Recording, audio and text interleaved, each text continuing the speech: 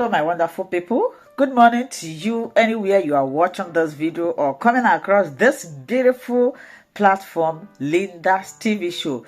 If it is your first time and you like what we are doing here, kindly subscribe, put on your notification bell to all notifications. This will enable you to know when we upload a new video. Here we react to all forms of videos, especially what is happening in Nigeria and in Biafra land. With this, I put a disclaimer that here in Linda's TV show, we do not promote misleading information, hate speech, violence, or trying to instigate war. At the same time, I seize this opportunity to appreciate YouTube for creating and managing this wonderful platform that we are using to bring this information at your doorstep. And here, we do not promote gossip. Do a very huge, it's going to be a very good advantage to every one of us. Now somebody said, what did you mean by Indigo coming together? Is them today? There are things I want to let you know. There are things I actually want you to understand about we Indigo. And what is that thing? Now, did you know that when Nigeria was brought together under amalgamation, did you know there is this issue that we have as a people? And that is what I want to explain to our people from Anioma, our people from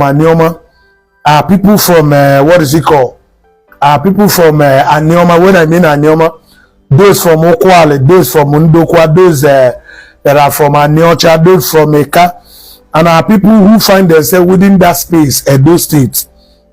Now, when we begin to call the attention that every Bia-speaking people need to come together, most of you are finding it difficult to comprehend or to actually get the exact reason why we are making that call. Now, there are some narration I'm going to be giving you today. Take it home, ponder about it, and you can as well, if what I'm about to say to you now does not make any sense, you can stop following me. But if it makes sense, I will want you to join us and make sure that we get this task done. Number one is this. Now, there is a war Britain actually met at the advent of colonization, colonizing Africa bit by bit.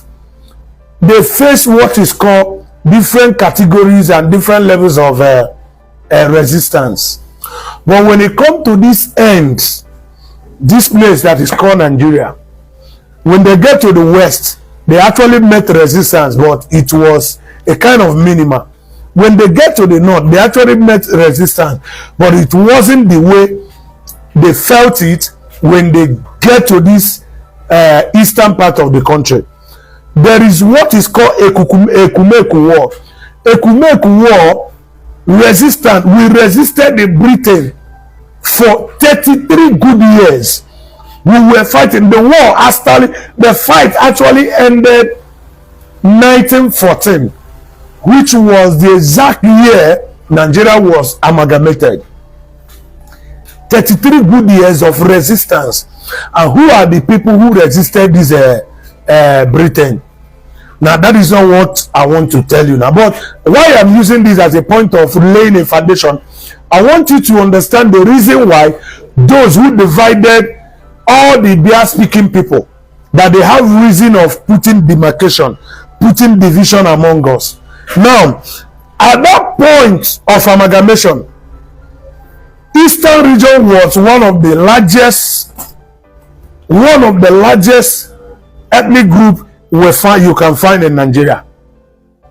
Our population and our group, we were largest, and we were seeing there is this three major group: Yoruba, Igbos, and the Hausas.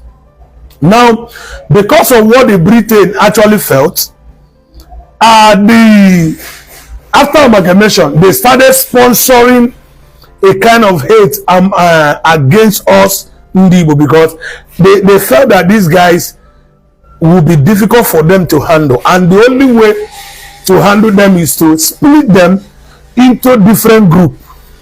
they vow not to allow us to be one, because they know that coming together as one big family will always pose as a threat to them. Now, what did they do? After making Nigeria a country, they began to, establish administrative regions that gave birth to Eastern region, Western region, and the Northern region. Now, we were also, at that point, doing things together as one big family. Now, they began to look for a means to divide us the more. There was an introduction of Midwestern region. Now, why did they create that Midwestern region?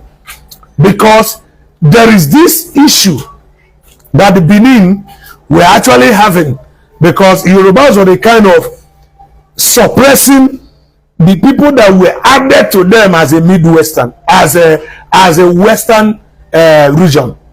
Now, they decided to create Midwestern region.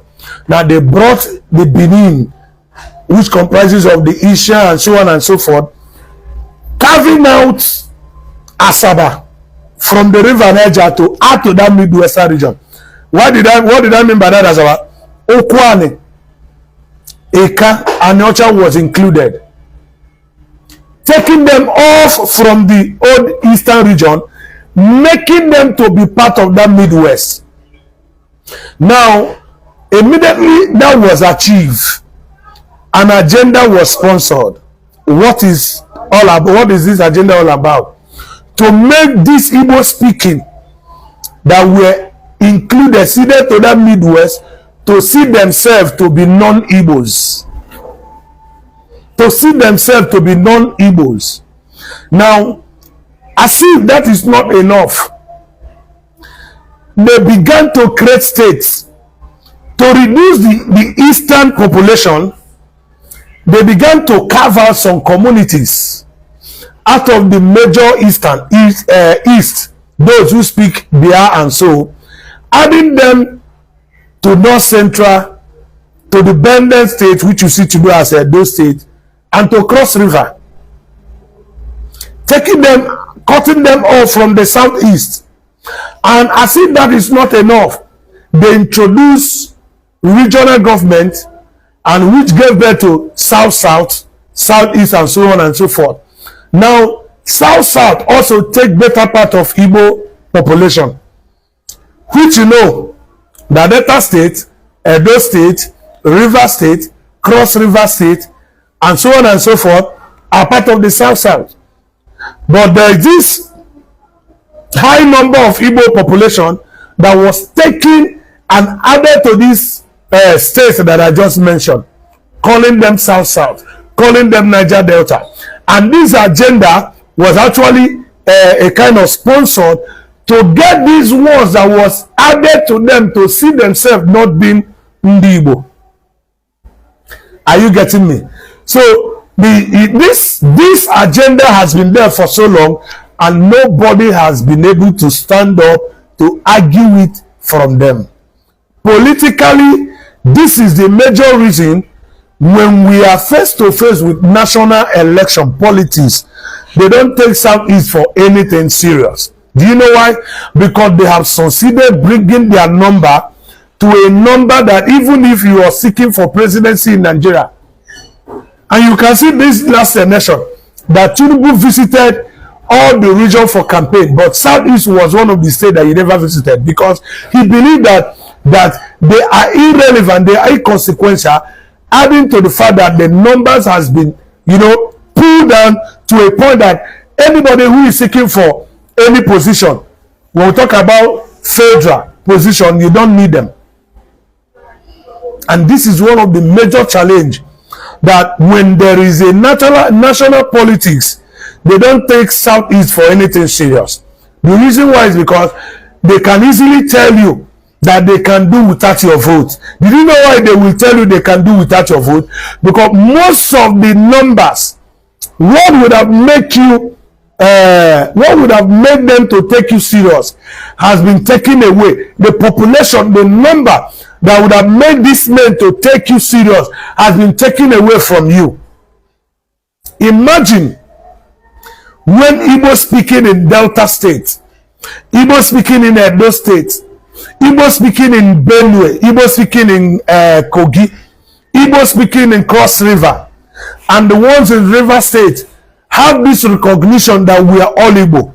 Add merge the number together, you will see what has happened to us for a very long time. So when you see us talking about let's unite in the Igbo, you don't, I see most of you who are fighting the agenda of this cause of unity, uniting in Igbo, I know for too sure that you don't actually understand the reason why we are calling for this Igbo unity. Politically, we have been divided and placed in different, you can imagine how many communities of Igbos that we have in Kogi and Benue. Today, nobody see them and call them Igbo. And an agenda has been sponsored, making these people to see themselves as though they are not in any way connected to Igbo. So they are running politics with the North Central, leaving their kings and brethren behind. So the only state that are being recognized today in Nigeria as an Igbo state is now Anambra, Imo, Abia, Ebonyi, and Enugu. And when there is a national politics, they look at these 5 states, they say we can do without them. Once we get hold of South, we get rid of the North and the West, leave the Southeast, their vote will not count. You imagine that, why they are using that language? Because they succeeded dividing us, taking that number that would have made us relevant in a political terrain. They have taken it away without us knowing. And we have made a very, verifiable research. And that is the reason why we are calling for the unity of Igbo. Now, the reason why we are making this call, talking about this, what is called border adjustment, is that those of our people, most especially the ones from those Ika speaking that are seeded into Edo State, whom today are facing marginalization and segregation in Edo State.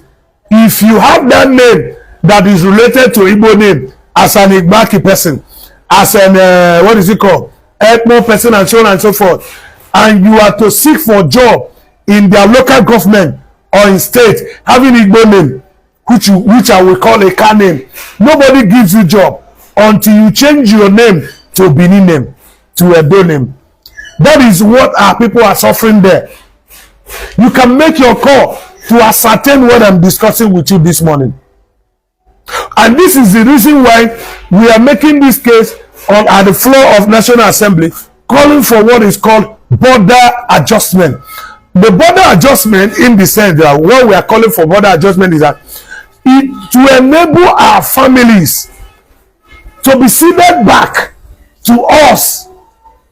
Majority of Igbo speaking families that were taken maliciously, intentionally taken out of force because they are looking for a way to reduce our population. We are making a call that they should return them back. When you go to Edo State, we have many communities that had nothing to do with Ndi Bini, but they are called Ndi Bini today.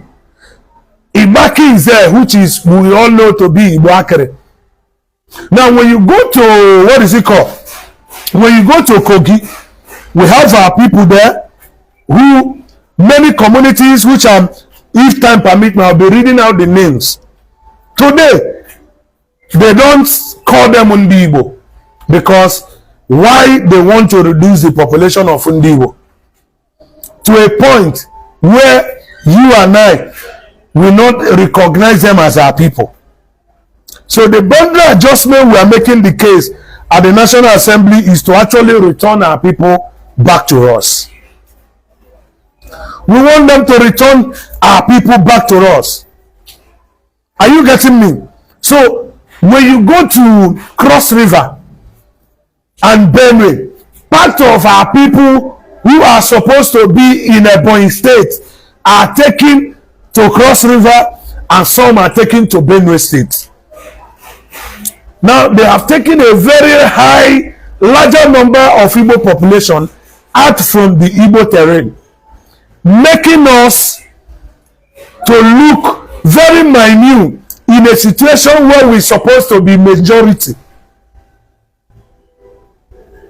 In a situation where we're supposed to be majority.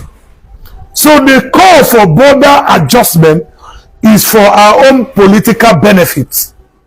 Because if we actually, the reason why they can actually come up and tell you that Igbo man cannot produce a president, that Igbo man cannot produce can a Ka man produce a president? Can Ukwale man produce a president? That cannot happen until we all come together as a big family. The reason why the northern part of the country are having their way is because of their unity. Not just because they are more peaceful than us, or not just because they are more educated than us, not just because they sabi more than us. The only area they sabi is that area of unity. And most of you are not willing to buy the idea of this unity that we are preaching. That Igbo should come together. Go to the north. I am not talking about dialects. I talked about language.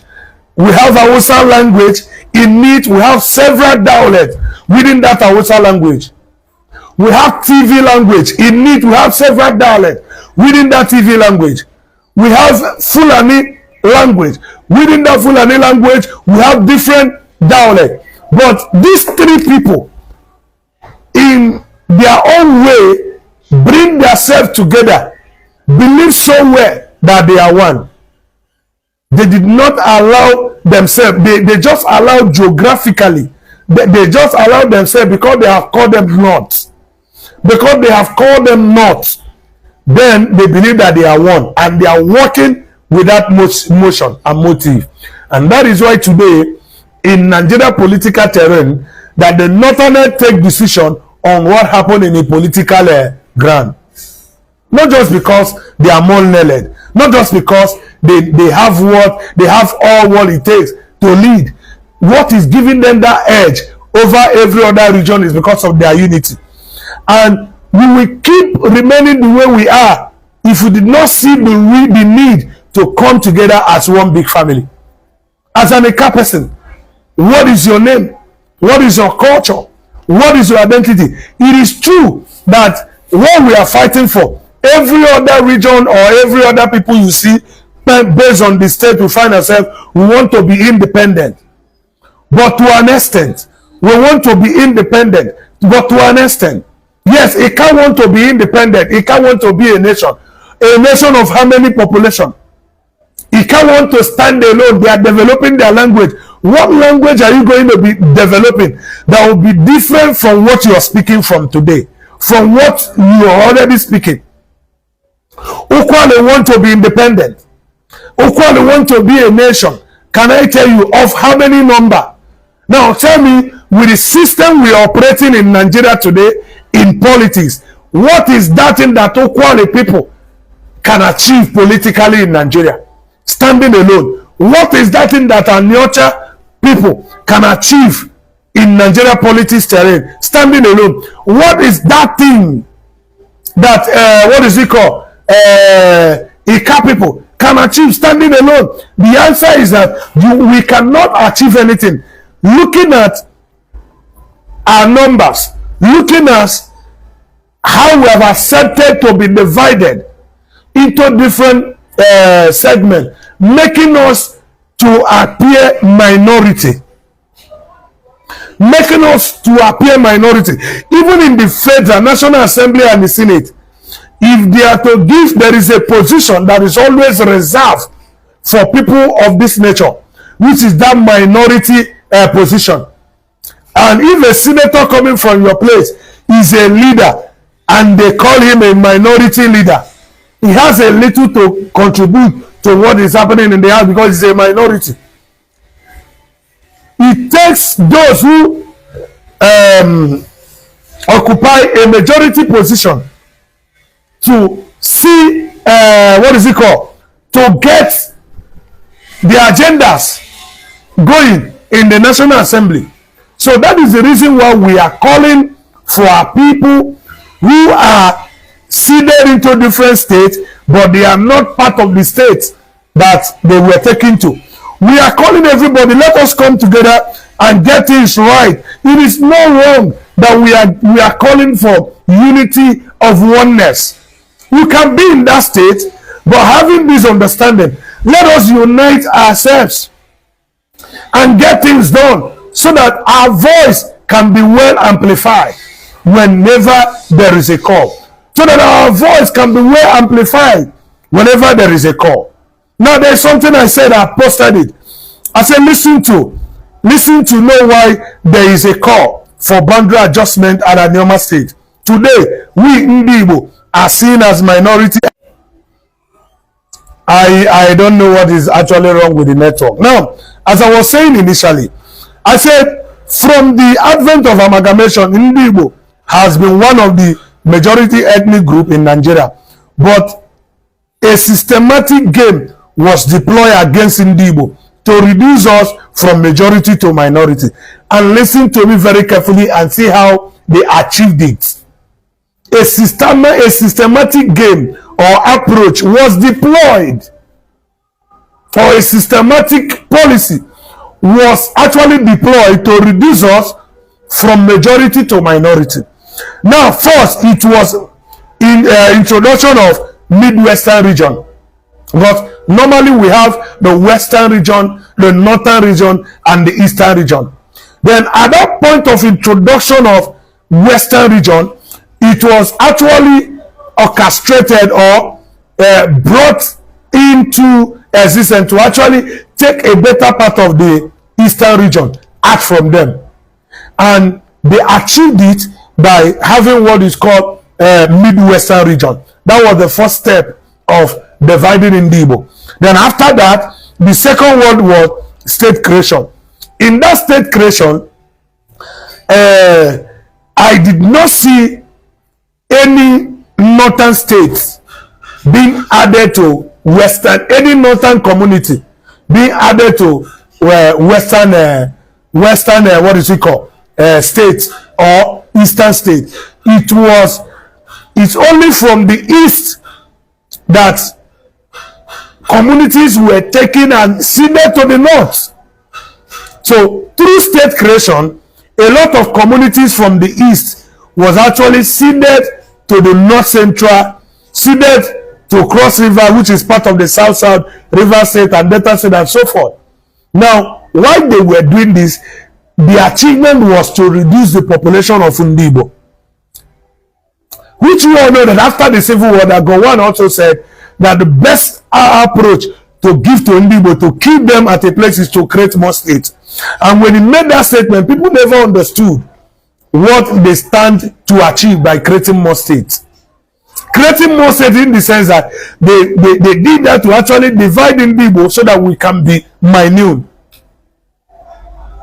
Now, they created states, people were taken into Ndibo, our communities were taken into states like within the states like E.G., Edo, Kogi, Benue, Delta, Cross River, and so on and so forth. Then after that, thirdly was introduction of South-South. Also, look, that South-South of 18 was what concluded the agenda. Because when we talk about this South-South take the better part of Ndibo. Because when you go to River State, I believe that those who speak Bia in River State have the higher number of population than every other ethnic group in that state. When you come to Delta State today, you discover that Eka, Okwane, and Aniocha. Now, if we were together with what is it called, Abudu, Olige, Ota, and so on and so forth, Ibake, if we are together, you would have seen that we have a very high number of population. But they did that to actually reduce the population of Ndibo. And that is why when there is any call for national politics, they don't take Southeast for anything serious.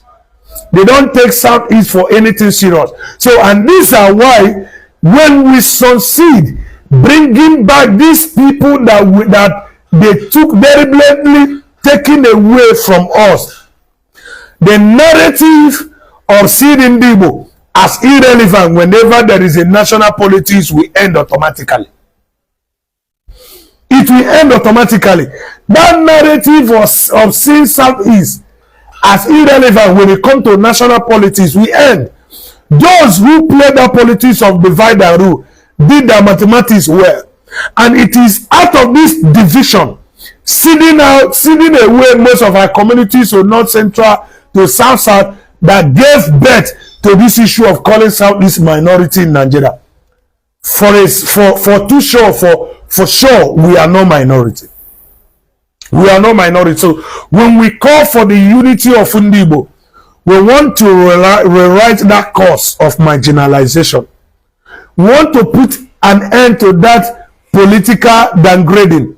We want to put an end to that call or that notion of Ndibo being minority in a land where they are majority. That is the reason why we are calling for the unity of Ndibo. So if you are from these communities that are affected, you are an Igbo community, but your community was ceded.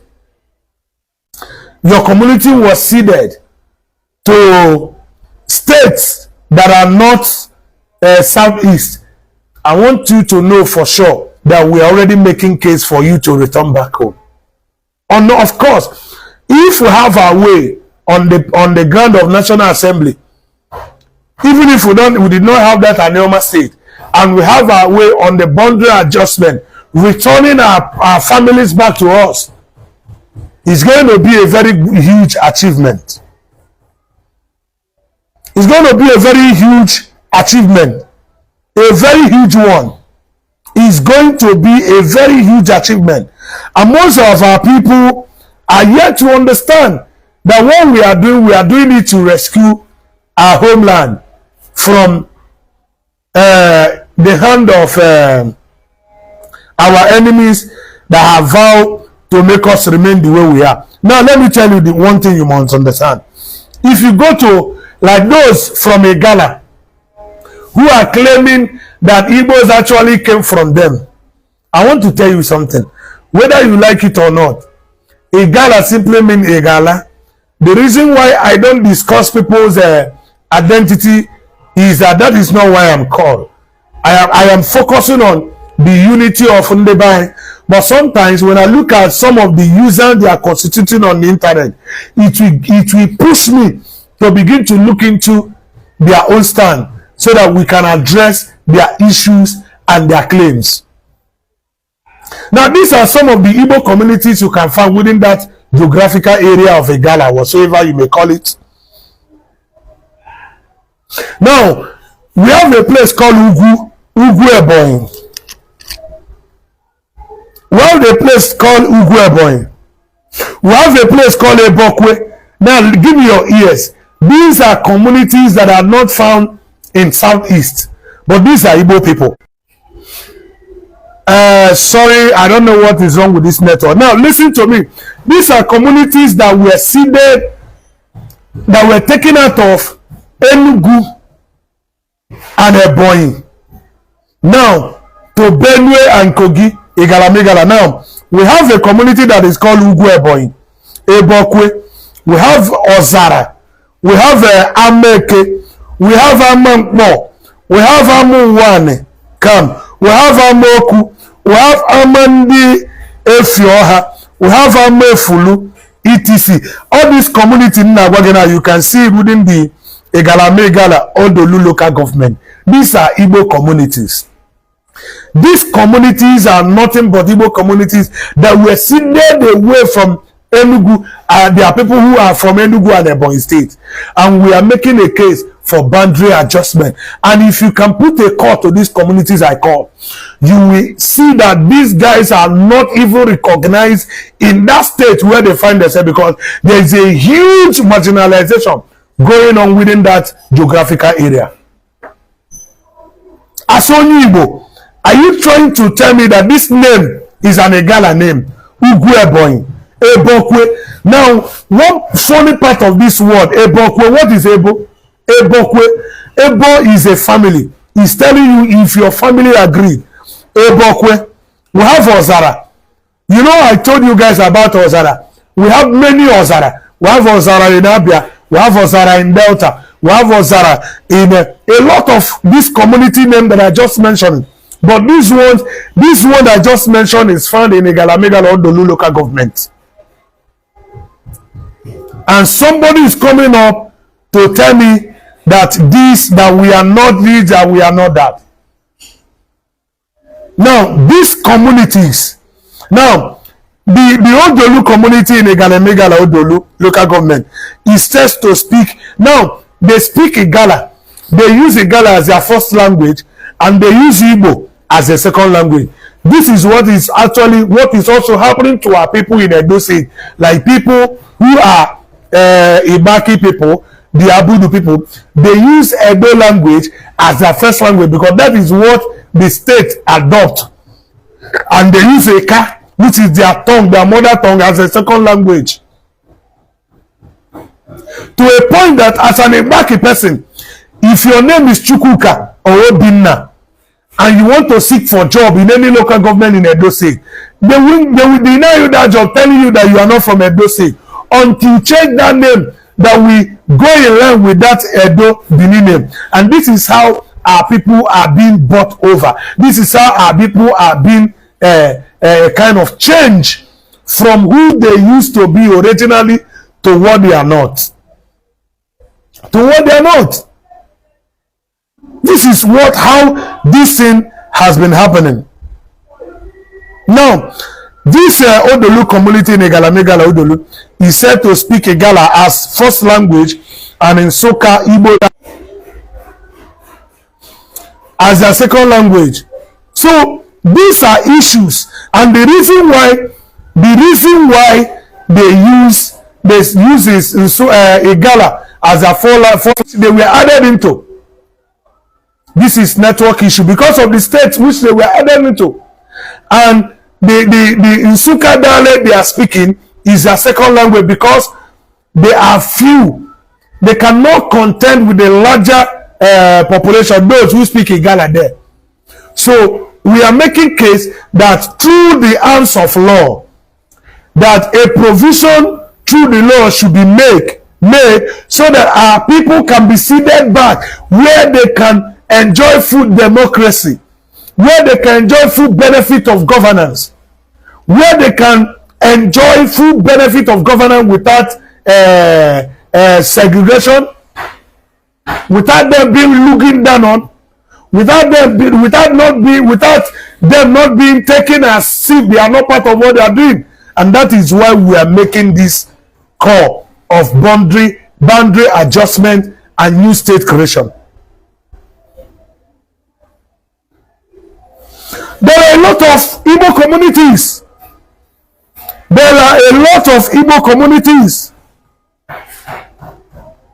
Okay, let me tell you one thing again you must know. And the Suka Igbo dialect as a second language in Ibaji local government, we can see some town names such as Mwajiala, Umwoye, Ubulie Umweze, which are most definitely, not most, which are Igbo communities. When you look at their names, these are Igbo communities.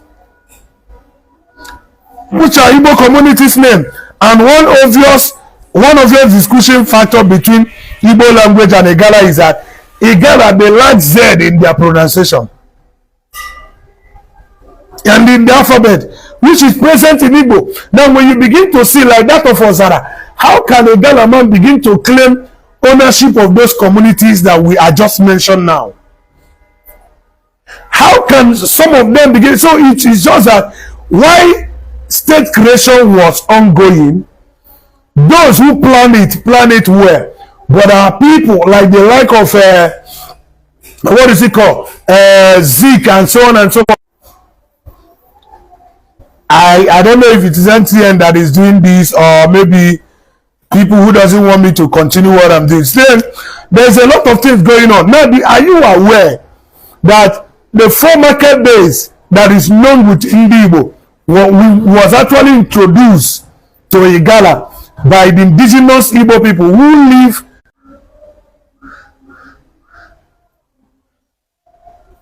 the network is fucking on. Maybe let me just make some statement and maybe we wait till the moment we have a better network. Now, all this community you found in Igala Megala that has Igbo name, that are Igbos, we actually learn them so many things which the likes of what is he called? What is this guy name? This Igala man that is running up and down making some false history. I don't even know his name.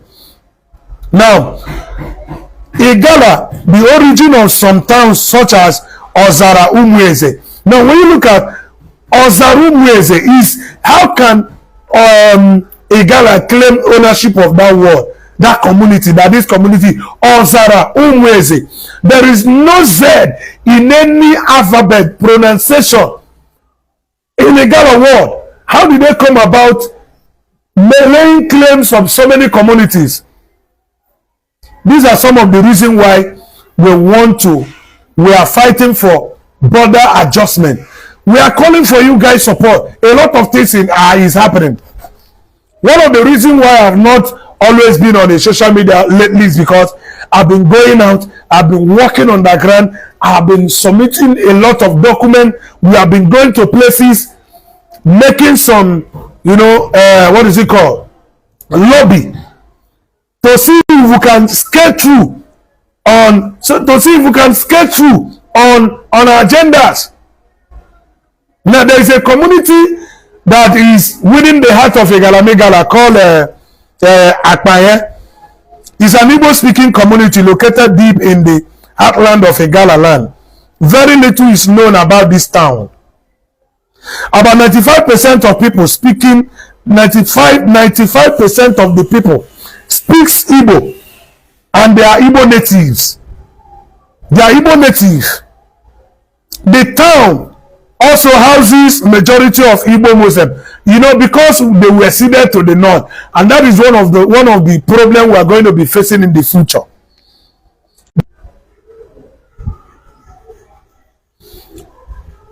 So when we talk about Igbo communities again, Igbo communities that are found in Benue, you look at particularly those in Ado, Oju, Obi, and Oboku local government of the state were in existence before the advent of Christian religion in Nigeria.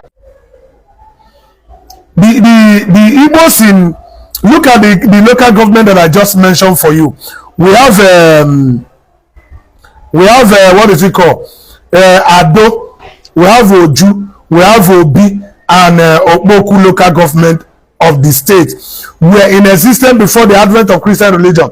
Now, the Igbo in Benue can be found in Umweze Okohia community, Ameka, and Ama Ezekwe, all in Eza community, Izi, Ezambo, and a few.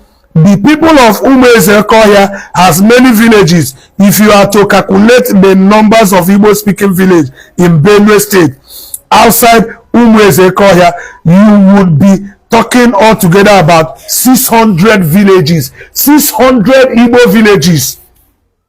600 Igbo villages that were taken out of the Igbo community, sending them to Benue. One name, I want to tell you, those who did the mathematics did it very well.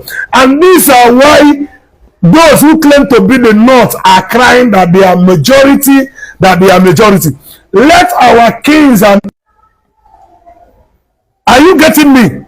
Now, we talk about 600 villages taken away from us and push them to North Central.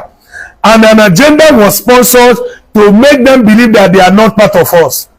And today, when there is a call for national interest politics, we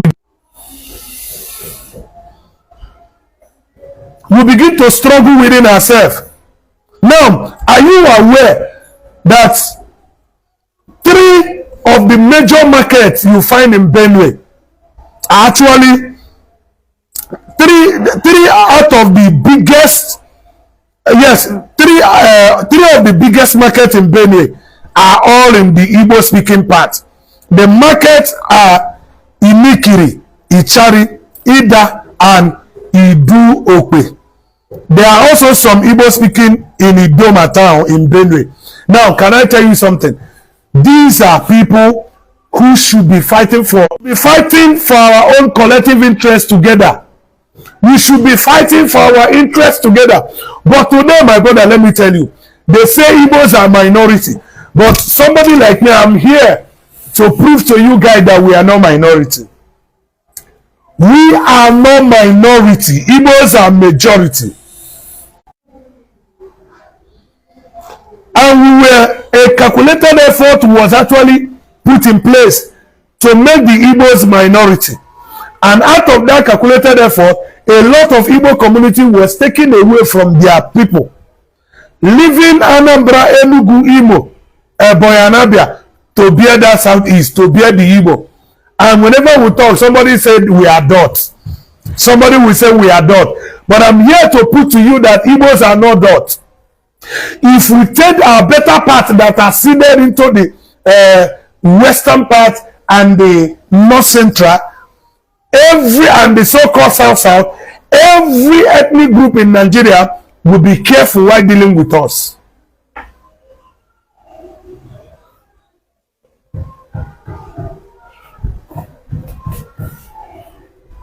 You understand me now?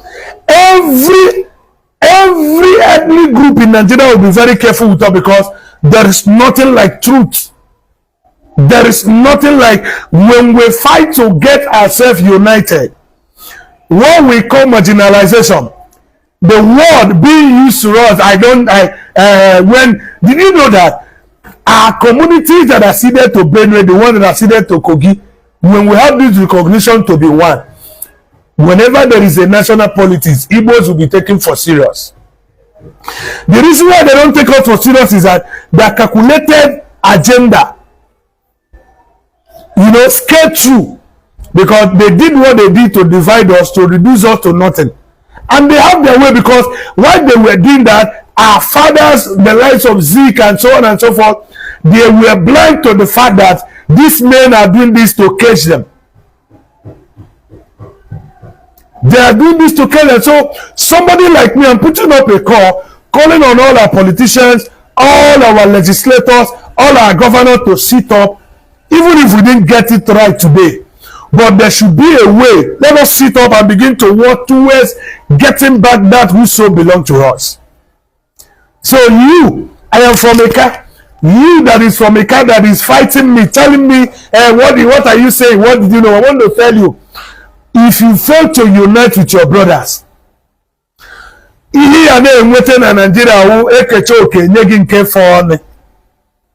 you get what is rightfully belong to you, because you are being treated as a nobody.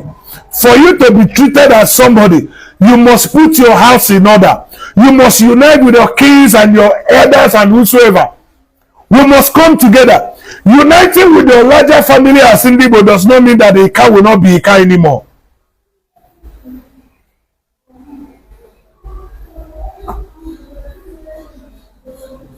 Are you getting me? So politically, those who are fighting the cause of this unity, or who are not in support of what we are doing, but yet you have Igbo blood, you are acting out of ignorance because you know nothing. If you do know why, the reason why some of us are into what we are doing, you will support what you are doing.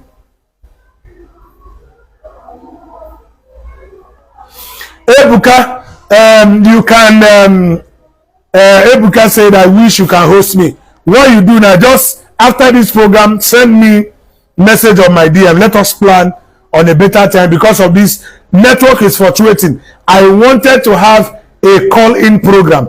because of the network is fluctuating. That is why I had to put a stop to what I am doing now. I wanted to have a calling program this morning. Maybe I'll leave it to evening where we'll have a better signal. So a lot of things. The better part of Ndibo, was seated away from them. And they did that actually to see they did that to reduce Ndibo to a very smaller place, to make Ndibo look so minute. And that is why somebody like me, we are now fighting today, asking for border adjustment. We are not just talking on a Facebook. Let me just tell you guys what we have done. We are not just talking on a Facebook. We've succeeded by going to the National Assembly with our request, with our proposal, with our memoranda, with our map. We submitted 2 documents, one for boundary adjustment, listing out these places that is affected by this boundary, and at the same time talking about the new state creation that will make the southeast the 6th southeast state. This is how far we have gone. We are not just sitting at a place talking on a Facebook. And most people believe that our game or our arguments stop on the Facebook. No, we are using this Facebook as a medium to let our people know that this is what we are into. For too sure, we are not joking. Brother that is online with me, your name, but your picture, your maybe you wish you decided not to bring in your face, but your name and where you are joining me, I'm giving you the space of 4 minutes to tell us what you have. Thank you. Okay, thank you very much, my brother. I have been following you. My name is Sonny Uche. Yeah, go ahead. I'm joining you from Switzerland. From Switzerland, you're welcome. Thank you. I've been following you since almost 2 years now, and I've been with keen interest. You know what what you are doing is very, very essential, because you see, Nigeria as a country, the way Nigeria is put together, it's a host. Nigeria, yeah, Nigeria is a joke. Nigeria is a lie. Nigeria is a lie. The educational system, everything about Nigeria is a joke. Let me tell you a story. I'm from Enugu State, but I grew up in Benin, in Edo State. In our compound we are living, there is a man from Ika. His name is I'm coming. Okay. Let me get. Okay, his name is Mr. Nwadike, something Emeka Nwadike, because he's from Ika. I was young then. That was in the 80s, middle 80s. His name is Emeka Nwadike, but he's from Ika. We are living in the same compound, You understand? Then I have one from Kwale too, because I understand Kwale. I understand the Ika language too. Okay. We are all living in the same compound, Then I have because they have Igbo names, but they said they are not Igbo, So this confusion started earlier then. Now let me tell you, I've been here for more than 30 years. Then being here now exposed, now open my eyes to know what is a language and what is dialect, the difference between dialect and language. You understand? The difference between languages and dialect. A language has different variation of dialect, So we've been lied to so much time in Nigeria. But thank God for your work, for Unamen, I think Unamen TV and Igbo's Way, others have been following you with keen interest. And all what you've been saying is 100% right. You understand? You are 100% very correct. You are 100% correct. And if you see most people from the Anyama part of the Igbo, of an Igbo, who is against this, who is talking rubbish, most of them have not left the four shores of Nigeria. Because if you've left Nigeria and you've sojourned somewhere abroad, when they are civilized, you will understand. You will come to understand the problem of Nigeria. You understand? So most people who are telling you, "Oh, I'm not Igbo," even though my name is Emeka, I'm from Ibuzo, I'm from Agbo. most of them, they have not left Nigeria. Because if you've left Nigeria, you will be exposed. You will see the lies that Nigeria is made up of. You're right. Now, there's something I want to add to what you're saying.